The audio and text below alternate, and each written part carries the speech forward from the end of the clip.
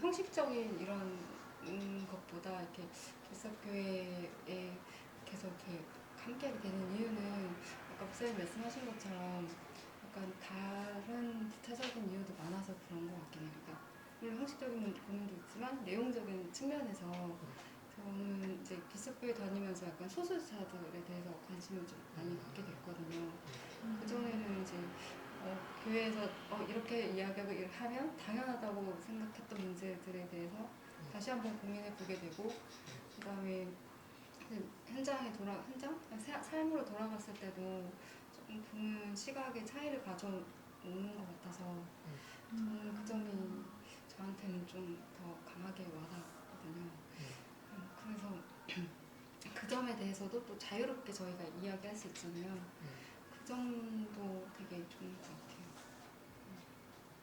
그러니까 실제 신앙생활 하는 사람들의 솔직한 이야기와 피드백을 공유해서 우리가 조정해 나갈 수 있는 게 중요하고, 저도 교회 월급 받으면서 이럴 때는 듣긴 듣는데 최종 결정은 진짜 정말 죄송하지만 성도들의 얘기보다는 이제 목사님 이제 20-30명 그룹 있으면 여기서, 왜냐면 돈을 사실 성도들이 헌금으로 받는 건데 사실은, 근데 이제 계좌로 보내는 거는 요 체계에서 오는 거다 보니 예배 순서든 뭐든 일단은 여기 순정을 안 잘리잖아요. 그래서 그거를 유연하긴 좀 어려웠던 것 같고, 그러다 보니까 이 괴리가 자꾸 생기면은 이게 약간 떠나게 되는데, 문제는 이 쌓아놓은 돈이 있으면 사실 목사들이 성도들 의견을 떠나면 떠나 이제 약간 이렇게 됐던 것 같아요. 근데 이제 작은 모임들은 이렇게 직접 소통을 하는 관계니까 어떤 예배 순서는 어떤지, 뭐는 어떤지 같이 조정해 나가면 되죠. 근데 만약에 뭐 교조적인 생각을 가지고 있어요. 예를 들어 성찬은 안 하면 죽는 거야, 구원 못 받는 거야. 만약에 이렇게 되면 이것도 옵션은 아닌 거야. 필수가 돼버리니까 뭐 깔뱅이 이렇게 했는데 성령의 임재라고 하면 캐톨릭처럼 실제 예수님의 몸이고 피이고 이걸 정기적으로 막 이렇게 가버리면 이거는 성도가 토론할 수 있는 주제가 아니라 교회의 전통이라는 이름으로 이제 딱 강요된 거잖아요. 근데 이제 그런 게 아니라 이제 의미도 같이 만들어보고 실제 해봤을 때 느낌은 어땠고 자기한테 도움이 되는지 같이 합의해가면서, 뭐 올해는 안 했지만 내년에 할 수 있는 거 1년 해보고 느낌이 별로야, 성찬이 생각보다 그러네, 그럼 그 다음에 좀 뺄 수도 있고, 그런 여유가 좀 필요한 것 같아요. 저도 뭐 이걸 꼭 해야겠다 이런 건 없고, 그냥 모이는 사람들에게 도움이 되고 신앙의 열정을 보존하는데 도움이 되는지가 중요하지 않을까. 교회 다니면서 그런 피드백을 한 번도 요구 당한 적이 없어가지고 너무 새롭긴 해요. 뭔가 교회에서 내 얘기 들어준다고? 그런 요구 게 당한 요구 당한 적이 없어. 그냥 뭐 이렇게 하라는 대로 하는 건 계속 생각을 해야 돼요. 네. 네, 아주 좋은 공부를 하고 있어요. 새로워요. 뭔가 뭐 매주 피드백을 머리에 할 필요는 없고, 그냥 이렇게 몇 그건 달씩 아니에요. 하다가 네. 약간 조금 덜 와닿는다 이런 순서나 이런 걸 같이 합의를 해 나갈 필요가 있는 거예요. 근데 다른 사람들은 다 좋아하는데 혼자만 조금 그러면 약간 양보를 할 필요도 있고, 근데 이제 약간 대다수가 좀 너무 형식적인 것 같다 이러면 좀 조절할 수도 있고. 근데 어쨌든 그거에 대해서 내가 해야 되잖아요. 그러니까 그게 나한테 맞는 건지 아닌 건지. 근데 이제 그 전에 교회 다닐 때는 아예 그러니까 그런 생각조차를 안 했던 거죠. 계속 그게 나한테 맞는가 보다 이러고 다녔던 것 같아요. 맞지 않은 내가 이상한 거. 네, 그럼 나 가야지.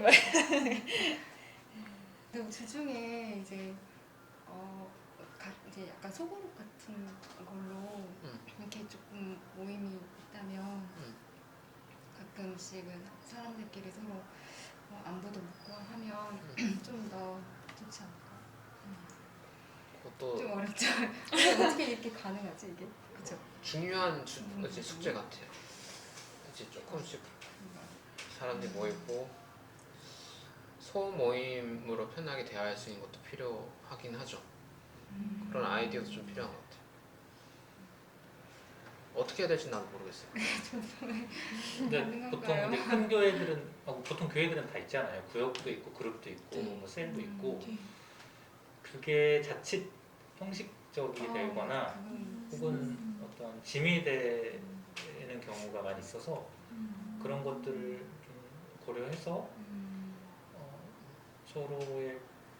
서로에게 짐이 되거나 힘들지 않을 정도의 모임이 서로 만들어가면 좋지 않을까 생각해요.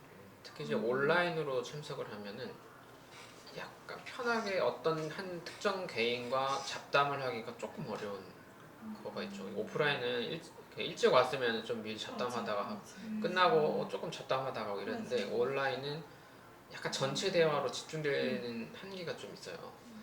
그래서 말씀하신 그 소그룹을 우리 모임 특징에 맞게 어떻게 할지가 좀 숙제긴 해요. 저도 아직 모르겠어요. 그걸 약간 너무 뻘쭘해가지고 사람들이 이렇게 서로가 저랑 이제 한 명 한 명 만나서 이렇게 쫓아가고 하면 되겠는데 이 온라인 화면으로 하는 사람들이 이 두세 명씩을 어떻게 조금 할 수 있을지를 이게 숙제입니다. 아니 저희 금요 모임이 있잖아요. 금요 모임을 주제별로 그 주제를 개인이 맡는 게 아니라 한 소그룹이 맡고 또 한 소그룹이 맡아서 금요일은 다 같이 이렇게 모여서 이제 참여하고 싶은 사람들 하고 이렇게 해도 조금씩의 내용이 공유가 되면 재미있을 것 같기는 해요. 저처럼 의지가 부족하면 같이 하면 조금 조별 과제 약간 그런 엄청 싫어하겠다. 조별 과제 하는 순간 그냥 맞아요.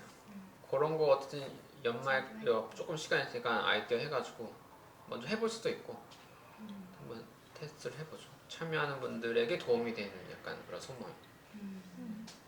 푸르님이 여행하면 막 여행 관심 있는 사람들이 이렇게 모였다가 금요 모임 때 이런 거 알려주고 하시면 저도 같이 듣고 나누고 때로는 그냥 기독교와 상관없이 그런 여행을 그냥 키워드만 가지고 푸르님이 여행 관련 오늘도 뭐 가고 싶은 데 많았으니까 경험 같은 거만 해도 되게 많잖아요. 근데 금요일 비는 날 있으면 그렇게 해서 오늘 기독교 얘기 꺼내면 안 된다. 그러지 마요.